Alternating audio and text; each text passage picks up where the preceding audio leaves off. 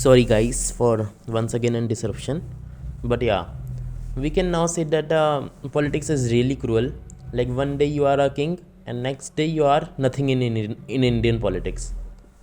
And many journalists and analysts are like saying that this is now the tough time for Kejriwal ji, and now it depends on Arvind Kejriwal, his leadership, to like show that whether they can come out from this difficult time, like they can survive this political vendetta politics now that will happen with him. So it will be a critical time for Aam Aadmi Party.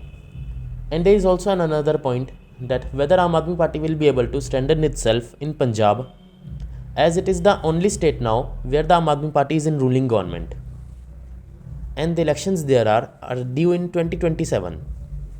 And it is important for the Aam Aadmi Party to repeat its government with a huge majority in Punjab to present themselves as a relevant for the next 2029 general elections and for the 2030 Delhi assembly elections, to like convey to the people, to their voters, that they are not finished and they are still relevant on the national ground, and like they can still retain the Delhi in 2030. So yeah, it's a difficult time for Kejriwal, his fellow mates, colleagues in party, also because of various pending corruption cases of liquor scam, of various types of news floating around them of Sheesh Mahal, Yamuna case, and also a huge tussle and strained relations with the center and the LG. Now, coming to the BJP, which has won the election by a huge majority, it is a golden chance for them to present themselves as once again a better alternative against the both 15-year Congress rule and the 10-year Aam Aadmi Party rule in Delhi.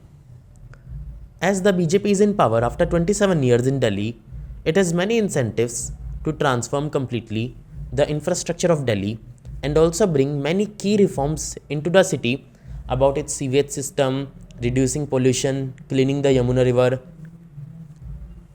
Also, so that they can like present themselves as a key alternative to all the traditional parties of Aam Aadmi Party and the Congress, and like they can repeat their performance again in 2030 assembly elections and can now like have a stable government for the next 10 to 15 years. With this, the BJP has now conquered three critical difficult states, which are Haryana, Maharashtra and now Delhi.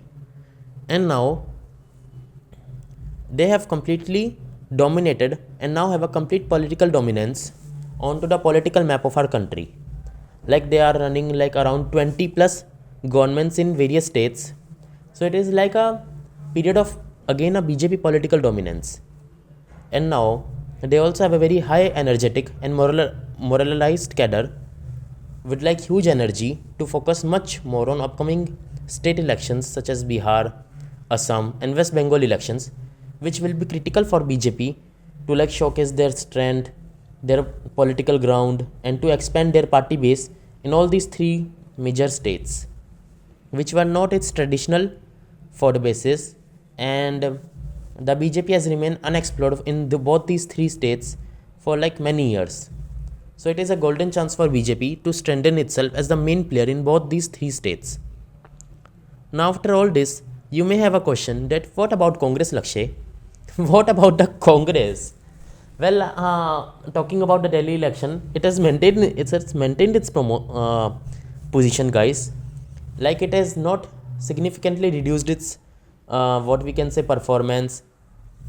Either though they have like got much vote in 2025 assembly election, about 6%, 2% jump from the next last election, and they also have maintained their seat tally, and that is zero again, a complete hat trick of getting a zero.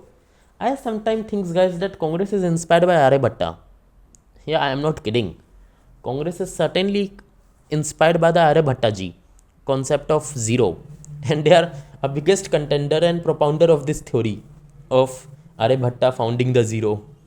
So it is just a joke, guys. Don't get offended or don't like blame me that oh you are anti-congressy. No, I am just making some satires on political parties. It is my work to do all these things.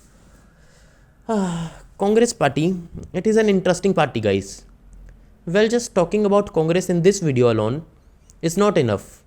as we need a complete another 10-minute video to completely understand the future of the Congress party for the upcoming state elections, which I would make very soon. Till then, stay updated, be happy, and always be energetic, guys, just like our politicians who are so energetic in each elections. Like we make some celebrities, some social media influencers are role models, but I think the most needed role models for ourselves should be the politicians.